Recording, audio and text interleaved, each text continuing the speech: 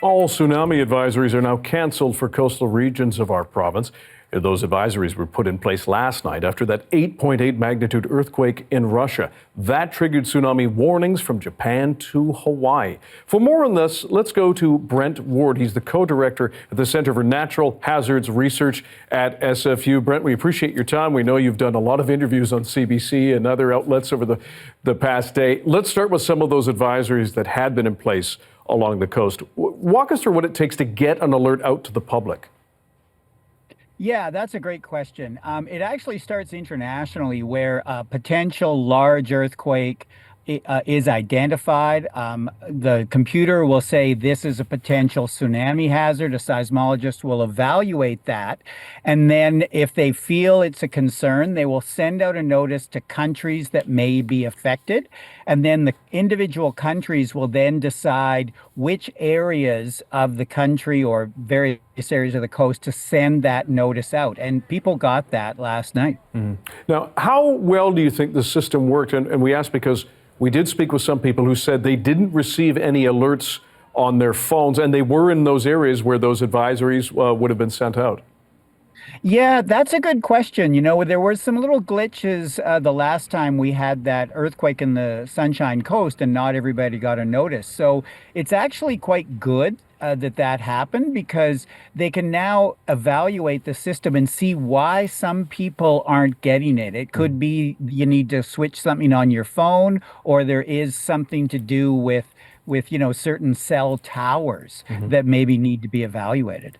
Now, the province has pledged a review of the advisory and whatnot, and what we heard from the ministers about not wanting to put out too many alerts so that the public tunes out.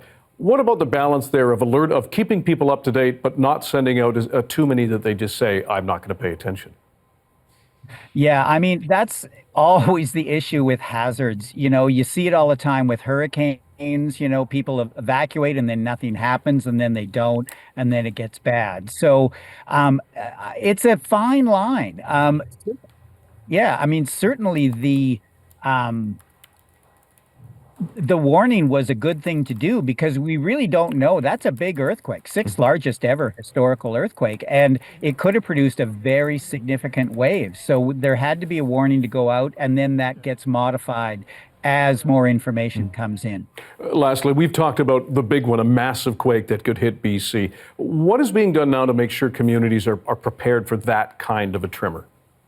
Yeah, well, that's a great question. There's lots of stuff that's going on. A lot of the communities are, evaluating their risk and hazard, and they're setting up evacuation routes. They'll have signage that show which way to go. There's a lot of, like if you think about Tofino, the hotels and bed and breakfast have information in the room telling people where they need to go.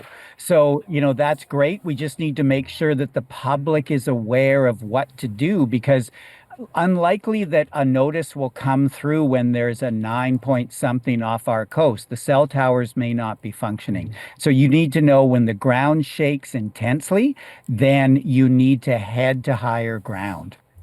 Brent Ward, the co-director at the Center for Natural Hazards Research at SFU. We really appreciate your time and your expertise. Thanks for joining us. Thanks for having me, Dan.